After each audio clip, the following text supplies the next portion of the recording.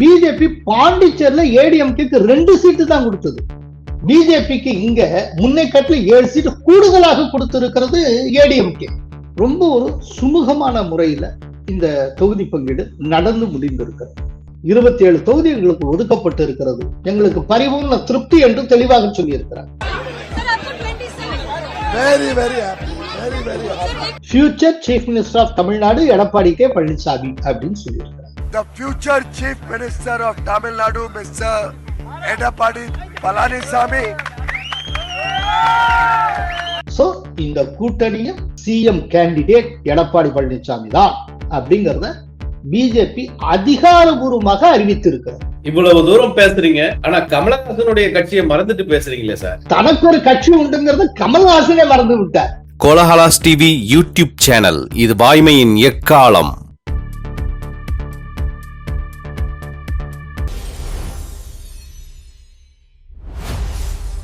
சுமூகமாக நடந்து முடிந்திருக்கிறது என்டிஏ தொகுதி பங்கீடு. உங்களது பார்வை என்ன? வணக்கம் நண்பர்களே. நேற்றைக்கு அதிமுக தலைமையிலான தமிழக தேசிய ஜனநாயக கூட்டணி கட்சிகளுடைய தொகுதி பங்கீடு நடந்து முடிந்திருக்கிறது. அதாவது அந்த கூட்டணியில் இடம் வகிக்கக்கூடிய முக்கிய 3 கட்சிகளுக்கான தொகுதி பங்கீடு நிறைவடைந்திருக்கிறது.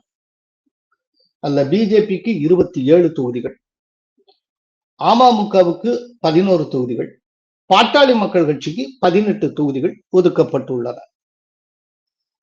இதுல ஒரு கம்பாரிசனுக்கு சொல்றதுன்னா, டிஎம்கே கூட்டணியில இருக்கக்கூடிய காங்கிரசுக்கு முன்னை காட்டிலும் 3 சீட் தான் கூடுதலாக ஒதுக்கப்பட்டது. ஆனால் பிஜேபிக்கு முன்னை காட்டிலும் 7 சீட் கூடுதலாக ஒதுக்கப்பட்டிருக்கிறது. இத்தனைக்கும் பாண்டிச்சேரியில பிஜேபி தான் பங்கு பிரித்து தருகிறது, புதுச்சேரியில. அப்போ பிஜேபி அதிமுகவுக்கு புதுச்சேரியில ஒதுக்கின தொகுதிகள் வெறும் 2 தொகுதிகள், ரொம்ப குறைவா. ஒரு டயத்துல ஏடிஎம்கே புதுச்சேரியில் ஆட்சி செய்த கட்சி. அந்த கட்சி இன்னைக்கு 2 சீட்ல தான் போட்டியிட போகிறது. ஏன்னா அந்த தொகுதியை ஒதுக்கினது பிஜேபி கையில 14 தொகுதிகளை ரங்கசாமி கொடுத்துட்டார். 10 தொகுதிகளில் பிஜேபி போட்டியிட போகிறது, 2 தொகுதியில் ஏடிஎம்கே, மீதி 2 தொகுதிகள்ல சார்லஸ் மார்டின் ஆரம்பித்திருக்கிற புது கட்சிக்கு ஒதுக்கப்பட்டு இருக்கிறது. பட் அதே நேரத்துல தமிழ்நாட்டுல ஏடிஎம்கே முன்னை காட்டிலும் 7 தொகுதிகளை கூடுதலாகவே பிஜேபிக்கு ஒதுக்கி இருக்கிறது. சோ இது பிஜேபிக்கு மகிழ்ச்சி தரக்கூடிய செய்தி. ரொம்ப ஒரு சுமூகமான முறையில இந்த தொகுதி பங்கீடு நடந்து முடிந்திருக்கிறது. அதே நேரத்துல அந்த சைடு டிஎம்கேல என்ன நடந்திருக்குங்கிறத நீங்களே பாருங்க. டிஎம்கேல தினம் ஒரு கட்சியா கூப்பிட்டு, சின்ன சின்ன கட்சிகளா கூப்பிட்டு 2 தொகுதி 3 தொகுதின்னு தவணை முறையில, இதுலயும் எப்படின்னா முடிவெடுக்க முடியாமல் 2 தடவை 3 தடவை எல்லாம் பேச்சுவார்த்தை நடத்திட்டு இருக்காரு. இப்ப மார்க்சிஸ்ட் கம்யூனிஸ்ட் கட்சியோட 3 தடவை பேசி, இப்போ சென்ற முறை கொடுத்த 6 தொகுதியை காட்டிலும் 1 தொகுதி குறைச்சு 5 தொகுதி ஆக்கியிருக்காங்க. அதையும் மார்க்சிஸ்ட் கம்யூனிஸ்ட் கட்சி ஏற்றுக்கொண்டிருக்கிறது, அது வேற விஷயம். இப்படி இன்னமும் போய்கொண்டிருக்கிறது. அங்க ஒரு ஆன்கோயிங் ப்ராசஸா இருந்து கொண்டிருக்கிறது. புதுச்சேரியை பொறுத்தளவுல நேற்றைக்கு வேட்புமனு தாக்கலே நிறைவடைந்து விட்டது. ஆனால் வேட்புமனு தாக்கல் நிறைவடைகிற வரை அந்த டிஎம்கே கூட்டணியில தொகுதி பங்கீடே நடக்கல. எல்லா ஆளாளுக்கு அவங்க நோக்கம் போல வேட்புமனுவை தாக்கல் செய்திருக்கிறார்கள். இப்போ ஒரு சில தொகுதியில டிஎம்கேயும் வேட்புமனு தாக்கல் செய்திருக்கிறது, காங்கிரசும் வேட்புமனு தாக்கல் செய்திருக்கிறது. இந்த மாதிரியான ஒரு சிச்சுவேஷன் நடந்திருக்கிறது. காங்கிரசுடைய புதுச்சேரி மாநில தலைவராக இருக்கக்கூடிய வைத்திலிங்கம் ஒரு தொகுதியில போட்டியிடுகிறார், அதே தொகுதியில டிஎம்கேயும் போட்டியிடுகிறார். இப்ப 26ஆம் தேதி வேட்புமனுவை திரும்ப பெறுவதற்கான கடைசி நாள். அதுக்குள்ள தொகுதி பங்கீடு முடிஞ்சிரும், எந்த தொகுதி எந்த கட்சிக்குங்கிற முடிவு பண்ணிடுவோம். சோ அந்த தொகுதியில வேற கட்சி வேட்பாளர்கள் எங்க கூட்டணியை சேர்ந்தவங்க போட்டியிருந்தா அதை திரும்ப பெற்றுக்கொள்வோம். சோ இந்த வேட்புமனுவை திரும்ப பெறும் நாள்ல எல்லாமே கிளியர் ஆயிரும் அப்படின்னு சொல்லி ஜெகத் ரட்சகன் சொல்லி இருக்கிறார். சோ ஒரு பக்கம் இண்டி கூட்டல்ல வேட்புமனு திரும்ப பெறுகிற கடைசி நாள் வரை தொகுதி பங்கீடு என்பது இழுபறியாக இருக்கிறது. ஆனால் இங்க என்ன நடந்தது? நேற்றைக்கு காலையில பியூஷ் கோயல் வர்றாரு, சாயந்தரம் தொகுதி பங்கீடு முக்கியமான 3 கட்சிக்கு பங்கு பிரிச்சாச்சு. மீதி இருக்கக்கூடிய சின்ன சின்ன கட்சிகள் தான், அவங்களுக்கு எல்லாம் கொடுத்தாச்சுன்னா எஞ்சி இருக்கிற தொகுதிகள் அதிமுகவுக்கு. அது ஈஸியா எல்லாருக்கும் தெரிய வரப்போகிறது. அதனால ஆரம்பத்திலிருந்தே ரொம்ப ஒரு சுமூகமான ஒரு நல்ல உறவு என்டிஏவுக்குள் இருக்கக்கூடிய எல்லா கட்சிகளுக்கும் இடையில் இருக்கிறது. ஜி.கே. வாசனுக்கு ஒரு சின்ன அதிருப்தி இருக்கும், அதை பத்தி நம்ம அப்புறம் பேசலாம். ஓவராலா ஒரு நல்ல மூடுல, ஒரு ஜெயிப்பதற்கு தேவையான ஒரு நல்ல மூடுல எல்லா கட்சிகளுமே இருக்கின்றன அப்படிங்கிறதுக்கான சமிக்கையாக இந்த தொகுதி பங்கீட்டை நாம் பார்க்க வேண்டியிருக்கிறது. எத்தனை சீட் என்பது தெரிந்து விட்டது, எந்தெந்த சீட்கள் என்பது எப்போது தெரியும்? எஸ், அதாவது இப்போ எந்தெந்த தொகுதிகளை பெறுவது அப்படிங்கிறதுக்கு தனியா அதிமுக தலைமையோட மற்ற கட்சிகள் பேசுவாங்க அப்படின்னு நான் எதிர்பார்க்கிறேன். இப்ப பிஜேபி சோர்ஸ்ல இருந்து நான் என்ன கேள்விப்பட்டேன்னா, கிட்டத்தட்ட அவங்க ஒரு 35 தொகுதிகளை ஐடென்டிஃபை பண்ணியிருக்காங்க. முதல்ல ஒரு 50 தொகுதிகள் கொண்ட லிஸ்ட் வச்சிருந்தாங்க. அதுக்கப்புறம் அது 35 ஷார்ட் லிஸ்ட் பண்ணியிருக்காங்க. இந்த 35 இருந்து இன்றைக்கு அதிமுகவுடைய பொதுச் செயலாளர் எடப்பாடி பழனிசாமி அவர்களை நயினார் நாகேந்திரன் சந்திப்பார் என்று கூறப்படுகிறது. முன்பின்ன ஆகலாம். இப்ப பியூஷ் கோயல் கூட வருவார்னாங்க. 2 நாள் கழிச்சு திடீர்னு நேற்றுக்கு காலையில வந்தாரு, அப்புறம் சாயந்தரம் வரைக்கும் இருந்தார். இன்றைக்கு காலையில அவர் டெல்லி ரிட்டர்ன் ஆறார். அதே மாதிரி கூட ஆகலாம். பட் நான் கேள்விப்பட்ட அளவுல இன்னைக்கு எடப்பாடி அவர்களுக்கும் அதே போல நயினார் நாகேந்திரன் டீமுக்கு இடையில பேச்சுவார்த்தை நடக்கும் என்று தெரிகிறது. நயினார் நாகேந்திரன், எல் முருகன் ஆகியோர் போய் அமர்ந்து பேச போகிறார்கள். அவங்க கையில ஒரு 35 தொகுதிகளுக்கான லிஸ்ட் வச்சிருக்காங்க அப்படின்னு நான் கேள்விப்பட்டேன். ஏற்கனவே பிஜேபி சைட்ல ஒரு வின்னபிள் கான்ஸ்டிடுவன்சிஸ் அப்படின்னு சொல்லிட்டு ஒரு 30 தொகுதிகள் கொண்ட லிஸ்ட் இருந்தது, ஒரு உத்தேச பட்டியல். அந்த உத்தேச பட்டியல் என்னவா இருக்கும் அப்படிங்கறத பற்றின யூகம் நமக்கும் உண்டு. அநேகமா இந்தந்த தொகுதிகளை கேட்பாங்க அப்படிங்கிற ஒரு ஐடியா இருக்கு. பட் இந்த தொகுதிகள் தான் அவங்க லிஸ்ட்ல இருக்கிற தொகுதி அப்படின்னு நம்மளால உறுதி சொல்ல முடியாது. அது அந்த லிஸ்ட கையில வச்சிருக்கிற அந்த தலைவர்களுக்கு தான் தெரியும். அதை தாண்டி நான் சொல்லக்கூடியதாக இருந்தாலுமே அது எல்லாமே யூக செய்தி தான். அந்த அடிப்படையில அவங்க கேட்டு தரக்கூடிய தொகுதிகள்ல 32 தொகுதியை நான் ஐடென்டிஃபை பண்ணியிருக்கேன். அந்த தொகுதிகள் என்னவாக இருக்கும் அப்படிங்கிறத உங்களுடைய பார்வைக்கு நான் வைக்கிறேன். இந்த தொகுதி என்னன்னா, இப்ப சென்னை, அதே போல சென்னைக்கு அருகே இருக்கக்கூடிய தொகுதிகள் அப்படின்னு பாத்தீங்கன்னா மயிலாப்பூர், டி நகர், வேளச்சேரி, 1000 லைட்ஸ், ஆலந்தூர், அம்பத்தூர், அப்புறம் திருப்போரூர், ஸ்ரீபெரும்புதூர். வடக்கு மண்டலத்துல வேலூர், செஞ்சி, கிருஷ்ணகிரி ஏரியால தளி, கொங்கு மண்டலத்துல அதுவும் குறிப்பா எஸ்சி ரிசர்வ் கான்ஸ்டிடுவன்சின்னு பாத்தீங்கன்னா ராசிபுரம், திருப்பூர்ல Tiruppur north and Tiruppur south, நீலகிரியில ஊட்டி, குன்னூர், கோயம்புத்தூர் மாவட்டத்துல Sulur, Coimbatore north, Coimbatore south, Pollachi, Kaveri delta, அப்புறம் அந்த மத்திய மண்டலத்துல ஸ்ரீரங்கம், விருத்தாச்சலம், சிவகங்கை மாவட்டத்துல திருமயம் மற்றும் மானாமதுரை, மதுரை மற்றும் விருதுநகர் அந்த டிஸ்ட்ரிக்ட்ல மதுரை சவுத், சாத்தூர், தென்காசியில பாத்தீங்கன்னா தென்காசி மாவட்டத்துல வாசுதேவநல்லூர், தென்காசி, திருநெல்வேலி பெல்ட்ல திருநெல்வேலி மற்றும் நாங்குநேரி, கன்னியாகுமரி பெல்ட்ல பாத்தீங்கன்னா நாகர்கோயில் மற்றும் விளவங்கோடு. சோ மொத்தம் பாத்தீங்கன்னா 32 தொகுதிகள் வரும். இப்போ பிஜேபி ஏற்கனவே வச்சிருக்கக்கூடிய 35 தொகுதிகள் அடங்கின ஒரு பட்டியலை வச்சிருக்காங்கன்னு நான் சொன்னேன். அந்த 35ல இந்த 32 தொகுதிகள் இருக்கும்னு நான் யூகிக்கிறேன். இப்ப நான் சொன்னது என்னுடைய சொந்த யூகத்தின் அடிப்படையில் நான் டிசைன் பண்ணி இருக்கிற ஒரு பட்டியல்.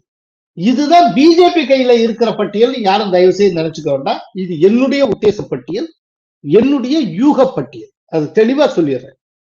பிஜேபி கையில இருக்கிற பட்டியலை யாருமே அசஸ் பண்ண முடியாது. அப்படியே பார்த்தது மாதிரியே சில பேர்லாம் அள்ளி விடுவாங்க, இதுதான் பட்டியல்ங்கிற மாதிரி. அதுல உண்மையும் கிடையாது. சோ இந்த தடவை எல்லா கட்சிகளுக்குமே வின்னபிள் கான்ஸ்டிடுவன்சிஸ் பெருமளவு ஒதுக்கப்படும். அப்படின்னு நாம் எதிர்பார்க்கலாம். டெல்லியில அமித்ஷாவை சந்தித்து விட்டு அடுத்த நாள் காலையில ஏர்லி மார்னிங் விமானம் மூலமா சென்னைக்கு வருவதற்காக டெல்லி ஏர்போர்ட்டுக்கு வந்த எடப்பாடி பழனிசாமி டெல்லி ஏர்போர்ட்ல வச்சு பிரஸ் மீட் கொடுத்தார். அதுல ஒண்ணு தெளிவா சொன்னார். அவரவர்கள் வெற்றி பெறுவதற்குரிய தொகுதிகளை இனங்கண்டு அந்தந்த தொகுதிகளை உட்கார்ந்து பேசி நாங்கள் முடிவெடுப்போம் அப்படின்னு சொல்லியிருக்கிறார். வெற்றி வாய்ப்புள்ள தொகுதிகள்ல பங்கீட்டு ஏதாவது பிரச்சனை? வெற்றி வாய்ப்புங்கிறது எல்லாமே வெற்றி வாய்ப்பு தான். 234 தொகுதி வெற்றி வாய்ப்பு தான். அவரவர்கள் எது வெற்றி வாய்ப்பு இருக்குதோ அதுக்கு தகுந்த மாதிரி அமர்ந்து பேசி முடிவு செய்யும். கூட்டணியில வேற இன்னும் அதிகமான எல்லா கட்சிகளுக்குமே முடிந்தவரை வின்னபிள் கான்ஸ்டிட்யூன்சிஸ் ஒதுக்கப்படும் அப்படின்னு நாம எதிர்பார்க்கலாம். இதுல சில கிளாஷ் வரும். அது எந்த மாதிரியான கிளஸ்டர்ல கிளாஷ் வரும்னா, ஒரு சில தொகுதியில பிஜேபியும் ஸ்ட்ராங்கா இருக்கும், ஏடிஎம்கேயும் ஸ்ட்ராங்கா இருக்கும். அப்ப ரெண்டு பேருமே விரும்புவாங்க.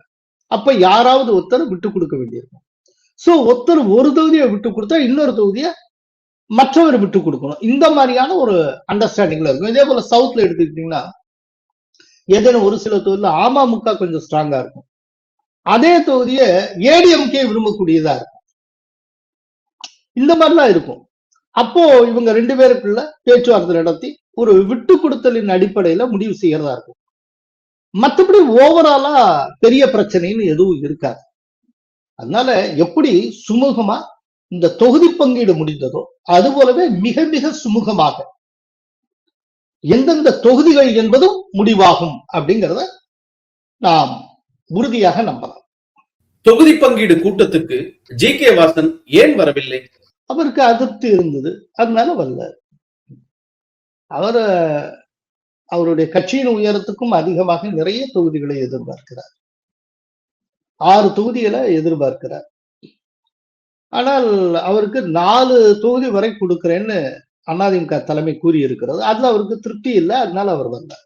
நாம ஏற்கனவே ஜி.கே. வாசன் தொடர்பாக இதுக்கு முன்னால ஒரு காணொலியில தெளிவா சொல்லியிருந்தோம். ஜி.கே. வாசனுக்கு அநேகமா 1 சீட்டோ 2 சீட்டோ தான் தருவாங்க அப்படின்ட்டு. ஏன்னா அவருக்குன்னு ஒரு பெரிய தொண்டர் படையோ அந்த கட்சிக்கான ஸ்தாபன பலமோ எதுவுமே கிடையாது. ஒரு ஈரோட்ல இருக்கிற ஒரு யுவராஜ், இல்லைன்னா இன்னொரு பக்கம் ஒருத்தர், இப்படியா 2-3 முகங்கள், இதை வச்சுட்டு ஒரு கட்சி. இதுக்கு எவ்வளவுதான் தருவாங்க? இன்னொன்னு, அவர் தடி சின்னத்துல தன்னுடைய சின்னத்துல தான் போட்டியிடுவேன்னு சொல்லுகிறார். அப்படின்னா இவ்வளவுதான் படி அளப்பாங்க. அவருக்கு 4 சீட்டுங்கிறதே ரொம்ப அதிகம். அவர் கலை யதார்த்தத்தையும் தன்னுடைய கட்சி யதார்த்தத்தையும் புரிந்து கொண்டு இதை ஏற்றுக்கொள்ள வேண்டும். இல்லைன்னா நஷ்டம் அவருக்கு தான். பியூஷ் கோயல் பிரஸ் மீட்களை பார்த்தீர்களா? உங்கள் கருத்து என்ன? பியூஷ் கோயல் நேற்றைக்கு காலை சென்னை வந்து சேர்ந்ததும் விமான நிலையத்துல ஒரு முக்கியமான பிரஸ் மீட் ஒண்ணு கொடுத்தார்.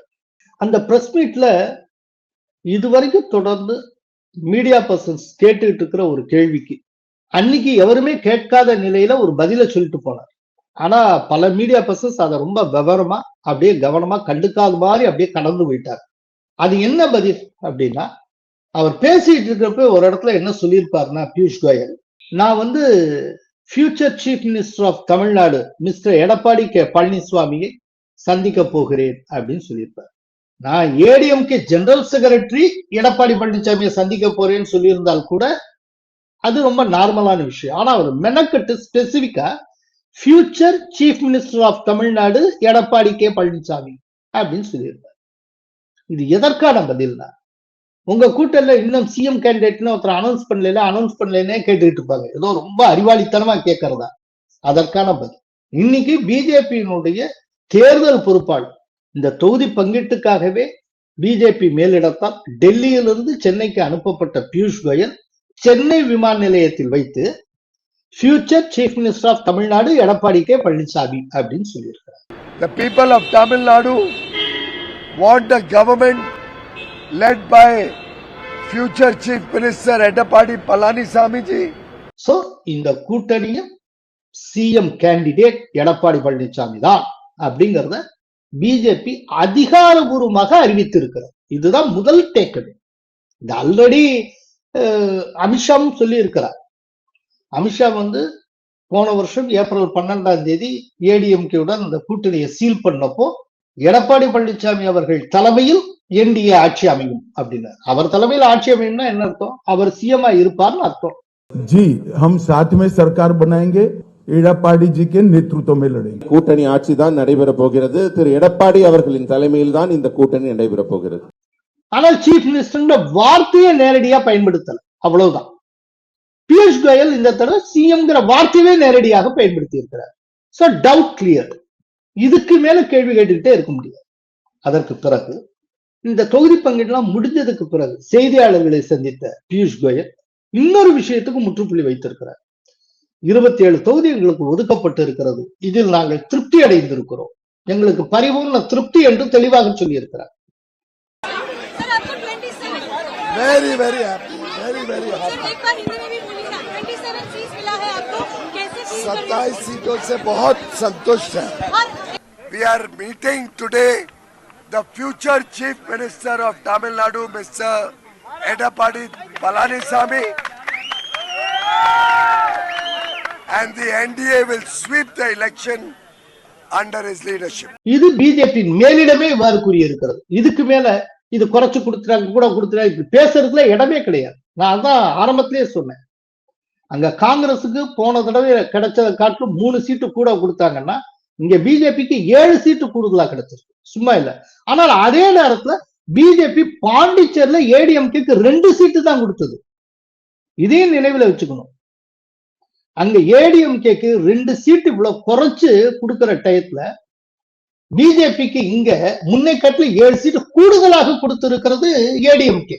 அதனால இந்த ரெண்டுத்துக்கு இடையில இருக்க தாரதமியங்களை நாம் புரிந்து கொள்ள வேண்டும். அதனால இந்த தொடர்ந்து எழுப்பப்பட்டு வருகிற கேள்விகள் வேண்டுமென்றே எப்படியாவது இந்த என்டிஏவை வீழ்த்தி டிஎம்கே ஜெயிக்க வைக்கணும் அப்படிங்கிறதுக்காக ஆசைப்படக்கூடிய சக்திகள், அப்படிப்பட்ட சக்திகள் வெளியிலும் இருக்கின்றன, ஓரளவுக்கு குறைந்த அளவுக்கு உள்ளுக்குள்ளும் இருக்கின்றன.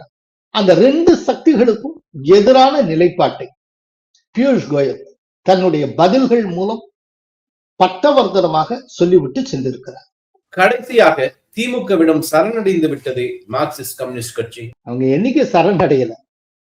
மார்க்சிஸ்ட் கம்யூனிஸ்ட் கட்சியெல்லாம் ஒரு கட்சியா மதிச்சு நம்ம பேசிட்டு இருக்க டைம் வேஸ்ட். இருந்தாலும் பேசுவோம். இதுல மார்க்சிஸ்ட் கம்யூனிஸ்ட் கட்சி ரொம்ப பந்தாவா மாநில மாநாடுன்னு ஒண்ணு நடத்தி அந்த மாநில மாநாட்டுல பொலிட்டிக்கல் ரெசல்யூஷன் ஒண்ணு பாஸ் பண்றாங்களாம். தமிழ்ல அரசியல் தீர்மானம். அந்த அரசியல் தீர்மானம் என்னன்னா, இந்த தேர்தலும் இரட்டை இலக்கத்தில் தொகுதிகளை பெற்றாக வேண்டும் அப்படின்னு. அதுக்கப்புறம் புதிதாக வந்திருக்கக்கூடிய மாநில செயலாளர் பே சண்முகம் பல இடங்கள்ல என்ன சொன்னார்னா, நாங்க இந்த விதமா அரசியல் தீர்மானமே நிறைவேற்றி விட்ட காரணத்தினால் நாங்கள் இரட்டை இலக்கத்தில் தான் போட்டியிடுவோம். இதை வேற அவர் வலியுறுத்தி கொண்டே வந்தார். இரட்டை இலக்கம்னா என்ன? 10 சீட்டு அதுக்கு மேல். ஏடிஎம்கேயோட அவங்க அலையன்ஸ் வச்ச வரைக்கும் இரட்டை இலக்கத்தில் தான் போட்டியிட்டார்கள். மார்க்சிஸ்ட் கம்யூனிஸ்ட் கட்சி அதனுடைய வரலாற்றிலேயே மிக குறைவான தொகுதியில் போட்டியிட்டது அப்படிங்கிறது 2021 தான், 6 சீட்டு. இப்போ அதை தாண்டி கூடுதலா ஒரு 4 சீட்டையாவது பெறணுங்கிறதுக்காக அரசியல் தீர்மானமே அவர்கள் நிறைவேற்றினார்கள் மாநாட்டுல வச்சு. கடைசியில இப்ப என்ன இருக்கு? போன தடவை கொடுத்த 6 உனக்கு கிடையாது, 5 தான் அப்படின்னு சொல்லி அதுலயும் ஒன்ன குறைச்சு கொடுத்திருக்கிறார் ஸ்டாலின். இப்போ அதையும் வெட்கமே இல்லாமல் பெற்றுக்கொண்டு இருக்கிற கம்யூனிஸ்டுகள் இப்ப என்ன சொல்றாங்க அப்படின்னா, ஒரு மதசார்பின்மையை வலுப்படுத்துவதற்காகவும் மதவாத சக்திகளை வீழ்த்துவதற்காகவும் பிஜேபியை தோற்கடிக்க வேண்டும் என்கிற அந்த கொள்கைக்காகவும் நாங்க ஒரு தொகுதியை தியாகம் செய்கிறோம் அப்படின்னு அவங்க சொல்லி இருக்கிறாங்க. ஏன் நான் கேட்கிறேன், இந்த அரசியல் தீர்மானம்னு ஒண்ணு நிறைவேற்றினாங்களே, அப்பவும் அவங்க டிஎம்கே கூட்டத்தில் தான் இருக்காங்க, எதிர்த்தரப்புலதான் பிஜேபி எல்லாம் இருக்கு. அன்னைக்கு இந்த பிஜேபி எதிர்த்து தான் நம்ம களங்காண போறோம் அப்படிங்கறதெல்லாம் தெரியும். தெரிஞ்ச நிலையில் தானே தீர்மானம் நிறைவேற்றினாங்க. தெரிஞ்ச நிலையில தீர்மானம் நிறைவேற்றினாங்க. ஆனா தெரிஞ்ச நிலையில நிறைவேற்றினபடிக்கான தொகுதிகள் கிடைக்கல. என்ன காரணம்? கம்யூனிஸ்டுகள் தேய்ந்து கொண்டே போகிறார்கள். இல்லாட்டி கம்யூனிஸ்ட் இதுக்கு மேல வளரவே விடக்கூடாது, கொஞ்சம் கொஞ்சமா அழிச்சிடணும் அப்படிங்கிற முடிவுல சத்தமே இல்லாமல் இயங்கிக் கொண்டு இருக்கிறது திமுக தலைமை. அதற்கு கம்யூனிஸ்டுகளும் உடன்பட்டு இருக்கிறார்கள். அவ்வளவுதான். ஆனா என்ன அப்படின்னா, நீ களத்துல அவங்க எப்படி வேலை பார்ப்பாங்க? இவ்வளவு குறைச்சு கொடுத்ததுக்கு அப்புறம் எல்லோருமே மன வருத்தத்தில் இருக்கிறார். இது அத்தனைக்கு காரணம் பிரேமலதாவும் உள்ள கொண்டு வந்து. இப்ப பிரேமலதா கட்சிக்கு ஏதாவது தேமுதிகவுக்கு ஒரு ராஜ்யசபா சீட்டு கொடுத்தாச்சு. சுதீஷ் ராஜ்யசபா எம்பி ஆயிட்டார். சோ அவருடைய கனவு நனவாகி விட்டது. அதுக்கப்புறம் தேமுதிகவுக்கு ஒரு 10 சீட்டு வரைக்கும் கொடுக்க போறாங்கன்னு கேள்வி. இப்போ இந்த விஷயத்தை தான் இதுக்கு முன்னால ஸ்டாலின்ட்ட அவருடைய இல்லத்தில் வைத்து பேசிய ப. சிதம்பரம் சுட்டி காட்டினார். இங்க இருக்கிற கட்சிகள் உங்களோடையே தொடர்ந்து டிராவல் பண்ணிட்டு இருக்கிற கட்சிகள் கொஞ்சம் கூடுதலா சீட்டு வேணும்னு மெனக்கெட்டு கேட்டுக்கிட்டு இருக்கிறப்போ எதுக்காக வேலை மெனக்கெட்டு பிரேமலதா கூட்டு வந்து இப்ப அவங்களுக்கு நீங்க கொடுக்க போற இந்த 10 தொகுதிய கொஞ்சம் பிரிச்சு கம்யூனிஸ்டுகளுக்கு 1, 2 அதே போல எங்களுக்கு ஒரு 3, 4 இந்த மாதிரி கூடுதலா கொடுத்து எல்லாருமே சந்தோஷமா போயிருப்போமே. இப்ப பிரேமலதாவுக்கான அவசியம் என்ன வந்தது? எதுக்காக அவங்களை உள்ள கொண்டு வந்தீங்க அப்படின்னா, இந்த பிரேமலதான்னு ஒருத்தர் உள்ள கொண்டு வந்ததுனால பல்வேறு கட்சிகளுக்கு அவங்களுக்கு கிடைக்க வேண்டிய தொகுதிகள் கிடைக்குது. டோட்டலா அதிருப்தி. சரி, பிரேமலதாவாலையாது அந்த தேமுதிகவால ஏதாவது லாபம் உண்டா? அதுவும் கிடையாது. நான் நினைக்கிறேன் இந்த தேர்தல்ல ஸ்டாலின் செஞ்சிருக்கக்கூடிய ஒரு ஸ்ட்ராட்டஜிக் பிளண்டர் தேமுதிகவை உள்ள அனுமதித்தது. இதன் காரணத்தினால பல்வேறு கட்சிகளுடைய சுமூகமான உறவை திமுக தலைமை கெடுத்துக் கொண்டு இருக்கிறது. எல்லோருமே திருப்தி இல்லாம வேலை பார்ப்பாங்க. அதிமுகவோட அவங்க அலையன்ஸ் வச்சிருந்த காலத்துல எந்த அளவுக்கு கௌரவமா நடத்தப்பட்டாங்க, எந்த அளவுக்கு கௌரவமான சீட்டு கிடைச்சது. இன்னைக்கு டிஎம்கேயோட அலையன்ஸ் வைக்கிறப்ப சும்மா பிஜேபியை காரணம் காட்டி அப்படியே ஒரு அழுத்தம் கொடுத்து இவங்களை சிங்கிள் டிஜிட்டுக்கு இறக்கி ஒண்ணும் இல்லாம எப்படி ஆக்கிக்கிட்டு இருக்காங்க. இப்ப கண்ணுக்கு முன்னால மதிமுக எந்த கதியில போயிட்டு இருக்கு. பாவம், மதிமுகவுக்கு 4 சீட்டுன்னு சொல்லிட்டு 3 சீட்டு உதயசூரியன், ஒண்ணுதான் அவருக்கு. இப்ப தேர்தல் கமிஷன் அதனுடைய சட்ட திட்டங்கள் அதனுடைய அடிப்படையில பார்த்தா மதிமுக அதனுடைய சின்னத்துல போட்டியிடக்கூடிய ஒண்ணுதான் மதிமுகவுக்கு சொந்தம். மற்ற எல்லாம் உதயசூரியனுக்கு டிஎம்கேக்கு சொந்தம். நாளைக்கு உதயசூரியன் சின்னத்தில் போட்டியிட்டு வெற்றி பெறக்கூடியவர்கள் மதிமுகவை சார்ந்தவர்களாக இருந்தாலும் டிஎம்கே கொரோனா உத்தரவுக்கு கட்டுப்பட்டவர். எங்க கொண்டு வந்து நிறுத்தியிருக்காங்க? வைகோ இன்னைக்கு எந்த இடத்துல கார்னர் பண்ணிட்டாங்கன்னு பாருங்க. சோ சின்னஞ்சிறிய மாநில கட்சிகள் ஒவ்வொன்றும் அழிந்து கொண்டு இருக்கின்றன. அதை அழிக்கக்கூடிய வேலையில திமுக தலைமை ரொம்ப திறம்பட செயலாற்றி கொண்டு இருக்கிறது. இப்ப விட்டு வெளியிலையும் வர முடியல, உள்ளேயும் போக முடியல. என்ன ஆச்சு என்னன்னே தெரியல. பாவம், அப்படியே திக்கு தெரியாத காட்டுல திசை தெரியாமல் போய்கொண்டு இருக்கின்ற ஒவ்வொரு சிறிய கட்சிகளும் திமுக கூட்டணியில். இந்த மாதிரி ஒரு பிரச்சனை என்டிஏல கிடையாது. வாசன் மட்டும்தான் அதிருப்தியில இருக்கார், அதுவும் சரி செய்யப்பட்டது. இதுதான் என்டிஏ. இதோ ஒன்னே ஒண்ணு நம்ம சுட்டி காட்டோம். நான் இப்பதான் மதிமுக பத்தி சொன்னேன். சில பேர் சொல்லுவாங்க பிஜேபியோட சேர்ந்தா அவ்வளவுதான், பிஜேபி அப்படியே அந்த கட்சியை விழுங்கிரும், இதோ பார்த்தாயா அதோ பார்த்தாயா அப்படின்னு. ஏன் இப்போ டிஎம்கேயோட அலையன்ஸ் வச்ச மதிமுக என்ன கதிக்கு வந்திருக்கிறது? இதே மதிமுக அதிமுகவுடனும் அலையன்ஸ் வச்ச காலம் உண்டு. என்னைக்காவது மதிமுக உண்டு இருத்தலுக்கு எக்ஸிஸ்டன்ஸுக்கு பாதிப்போ பிரச்சனையோ ஏற்பட்டது உண்டா? அந்த கட்சியே அழிவின் விளிம்புக்கு எப்போதாவது தள்ளப்பட்டது உண்டா? இதே கம்யூனிஸ்ட், இந்திய கம்யூனிஸ்ட் கட்சியும் சரி, மார்க்சிஸ்ட் கம்யூனிஸ்ட் கட்சியும் சரி, ஏடிஎம்கேவுடன் எத்தனை தடவை அவங்க அலையன்ஸ்ல இருந்திருக்காங்க. என்னைக்காவது அவங்களுடைய இருத்தலுக்கு பாதிப்பு ஏற்பட்டது உண்டா? உண்மையில சிறிய கட்சிகளை அழித்துக் கொண்டிருப்பது யார்? சிறிய கட்சிகளுடைய இருத்தலே இன்றைக்கு தமிழகத்தில் கேள்விக்குள்ளாகி இருக்கிறது. இப்ப வரைக்கும் டிஎம்கே கூட்டணியினால திருமாவளவன் பேச்சுவார்த்தை ஒழுங்கா நடத்த முடியல, எதுவுமே சீல் பண்ண முடியல. ஏன்? திருமாவளவன் டபுள் டிஜிட்ல கேட்கிறாரு, திரும்ப பேச்சுவார்த்தைக்கு வாங்குறாங்க. திருமாவளவன் சொல்ற, நீங்க முதல்ல பிரேமலதாவுக்கு முடிச்சிட்டு சொல்லுங்க, அதுக்கப்புறம் வரேன். நிச்சயமா தேமுதிகவை காட்டிலும் திருமாவளவனுக்கு கூடுதல் வாக்குகள் உண்டு.